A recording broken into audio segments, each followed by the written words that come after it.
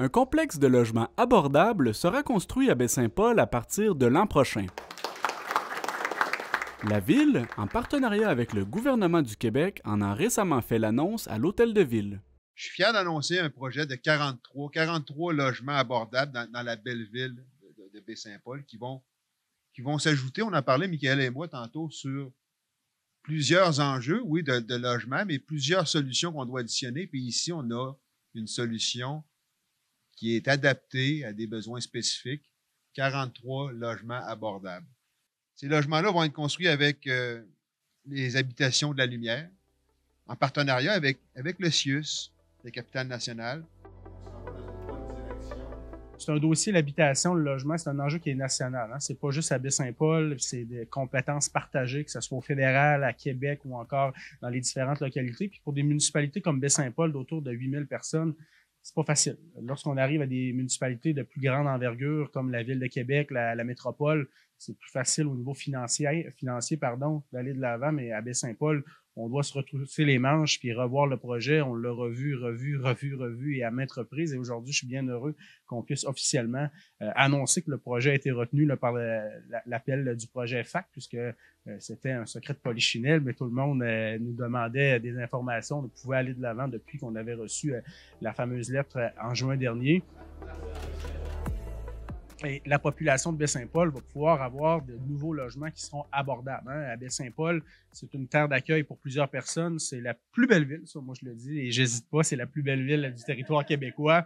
On l'a vu avec la pandémie, hein, avec la COVID-19. On est une terre d'accueil que plusieurs veulent venir s'y établir.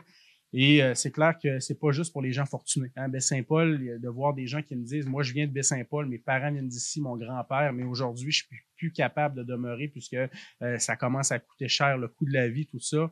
C'est pas normal. » Puis ça nous prend quand même là, pour la classe moyenne, puisque les gens qui travaillent en restauration, qui travaillent dans les épiceries, tout cela, c'est des emplois qu'on a besoin. Il n'y a pas de sous-métier, on le dit. Et ces gens-là, si on veut être en mesure de maintenir notre continuum de service, autant dans le service public que dans le service privé, il faut avoir du logement. Ce qu'on pense, c'est que l'arrivée de ces nouveaux logements vont faire en sorte de disponibiliser également là, des logements dans le secteur privé. Sur les 43 habitations, 5 logements seront consacrés à des personnes vivant avec des besoins particuliers.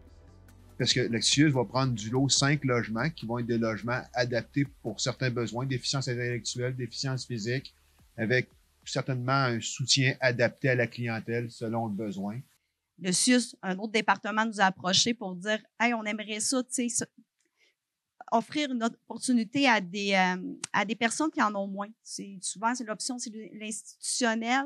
Sinon, ils vivent chez leurs parents. Les personnes, on en a parlé avec des déficiences. Donc, ces 5 logements-là, c'est important. On est en train de créer une entente. On est en train de créer quelque chose qui n'existait pas sur notre territoire. J'ai toujours dit, moi, ce projet-là, je crois en la mixité. Je crois que la mixité des clientèles fait le succès d'un projet. Puis je pense que c'est ça qu'on va créer avec les 43 logements. 43 logements, ce n'est pas banal, on le dit depuis tout à l'heure. Le projet sera en grande partie financé par le Programme d'habitation abordable du Québec. Les gouvernements provincial et fédéral financeront à part égale près de 75 % de la facture. Puis c'est une contribution de minimalement 7,6 millions de dollars. Puis après ça, on verra selon l'adaptation, selon différents critères environnementaux, etc., comment ça pourrait aller plus élevé. Mais 7,6 millions sur un projet au-dessus de 13 millions, entre 13 et 14 millions, qui reste à être défini. Donc, les chiffres ne sont pas encore fixés, mais clairement, c'est minimalement 7,6 millions. Et d'ici la fin de la préparation du projet, on pourra donner la contribution exacte. La Ville de Baie-Saint-Paul investira également dans ce projet immobilier. Nous, à la Ville, je vous dirais qu'il y a un montant de 2,5 millions là, qui ira de l'avant éventuellement. Est-ce que ça pourra changer? Peut-être il y aura des choses qui seront à revoir, mais au moins le 2,5 millions là, qui seront investis de la part de la Ville de Baie-Saint-Paul, que ce soit en aide financière là, de démarrage de départ ou encore là, via des crédits de taxes, mais c'est quand même une aide qui est substantielle là, pour la Ville de Baie-Saint-Paul. C'est quand même important. Le logement y croit et si on veut être en mesure d'avoir une collectivité qui soit intéressante, bien qu'elle l'est déjà de façon très importante, c'est clair que si on veut que avoir des services qui se développent, il faut avoir des gens qui sont sur le territoire. La conseillère municipale Annie Bouchard est l'une des principales responsables à l'origine de ce chantier. Je suis un petit peu émotive aujourd'hui. Vous allez comprendre que quand j'ai décidé de me présenter comme conseillère en 2021, je voulais apporter mon communautaire dans ma municipalité. Dès le mois de janvier 2022, j'ai dit au conseil municipal, à Michael, j'ai dit, il faut vraiment travailler sur les logements abordables. Je trouve qu'on est déjà 10 ans en retard par rapport à ça. Si on veut continuer que la population demeure à Baie-Saint-Paul, donc on veut vraiment attirer toutes les gammes de gens, de tous les revenus. Michael, tout de suite, là, je pense qu'il l'a dit tout à l'heure, il dit, garde Annie, il dit, on a beaucoup de dossiers, il dit, tu veux-tu le piloter? Fait que, et il m'a fait une confiance, puis je pense qu'il fait encore une confiance aveugle. Donc, merci, Michael. Ce n'est pas sans jus de bras, comme j'appelle. Il y a eu beaucoup de travail de fait avec beaucoup de gens. La localisation du complexe, qui comprendra 3 phases de développement, est également connue. Le sud de la capitale nationale, j'ai quand même des gens présents. Tout de suite, on a dit on a besoin d'un terrain, le terrain idéal. L'ancien stationnement, là, ceux qui sont de Baie-Saint-Paul, le P3, donc l'ancien stationnement de l'hôpital. Tout de suite, le CIUS, ils ont dit « Hey, on embarque avec vous autres ». Donc, ils travaillent d'arrache-pied avec nous pour pouvoir faire un bail amphithéotique avec les habitations de la lumière. Donc, je vous en remercie. D'ailleurs, de votre présence aujourd'hui, c'est important. De futures étapes restent à venir avant le début des travaux de construction.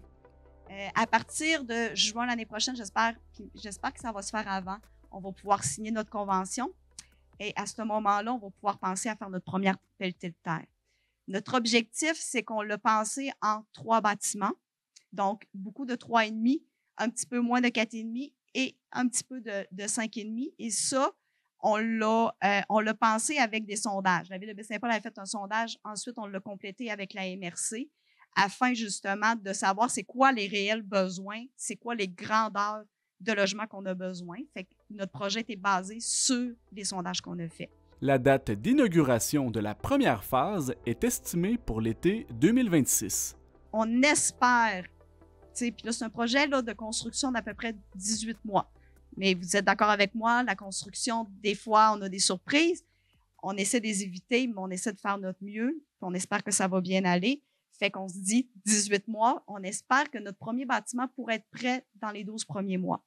Donc, si on commence notre première pelletée de terre en juillet 2025, on espère qu'en 2026, et d'ici la fin de l'année 2026, un deuxième ou un troisième. Donc, si on fait des calculs vite, mais vous le savez, c'est des projets, donc c'est nos estimés pour l'instant. Les critères pour définir les coûts de location de ces loyers abordables restent encore à peaufiner. Logement abordable, la définition du logement abordable, souvent on entend 20% moins cher que la médiane d'une région, 30%, est-ce qu'on... Honnêtement, là, c'est mes spécialistes qui m'accompagnent qui sont mieux à même que moi d'y répondre. Par contre, on parle vraiment des 3,5 là, qui vont être en deçà de 500 $ par mois, des 4,5 puis des 5,5 là, qui sont en bas du 600 $. Mais ça c'est indexé annuellement. Donc, évidemment, là, c'est pour ça que je ne suis pas très précise parce qu'au moment où on va les ouvrir, ils vont avoir évolué un petit peu. Mais vous comprenez que c'est vraiment pas cher. D'autres annonces publiques seront faites au cours des prochains mois pour informer la population de la procédure à suivre pour s'inscrire sur la liste d'hébergement du complexe immobilier.